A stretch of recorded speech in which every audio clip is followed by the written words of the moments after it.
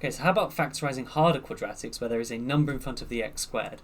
Well, I'm going to show you a method which is basically the same as the other method that I chose for the previous one. So this time, the only new thing is we're going to do this and times them. That gives me 4. So now we're looking for two numbers that times to 4, but add to give 5. So those two numbers would obviously be 4 and 1. So now we're going to put two brackets like this, and we're going to put 4 and 1 into both of these brackets. Now you might notice that when I expand this, I'm going to get 2x times 2x, which is 4x squared, which is 2 times bigger than this. So what I'm going to do is I'm going to divide this entire expression by 2. Now I ask myself, which of these two brackets can I actually divide by 2? And the answer is the first bracket over here. So I'm actually going to divide this first bracket by 2 to get x plus 2 and 2x plus 1 for the final answer. And again, you can expand the brackets to see if I'm right or wrong. Now, let's try it with some more.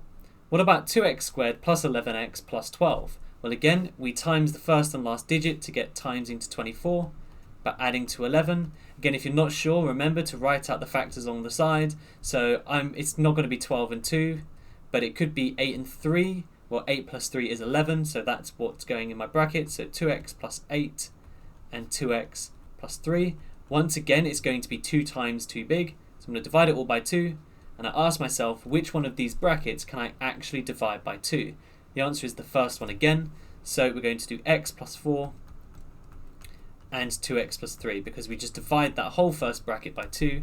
And once again, we get the answer.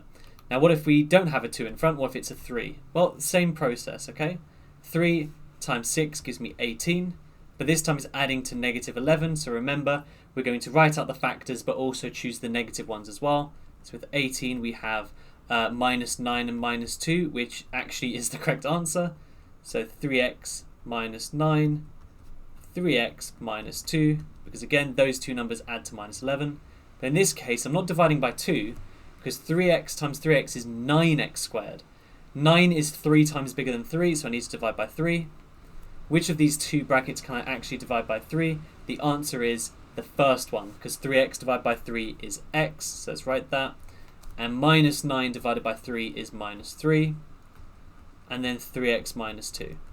So I think that's a much quicker and nicer way of factorising those quadratics, especially because you only get like 2 marks for doing it in the exam.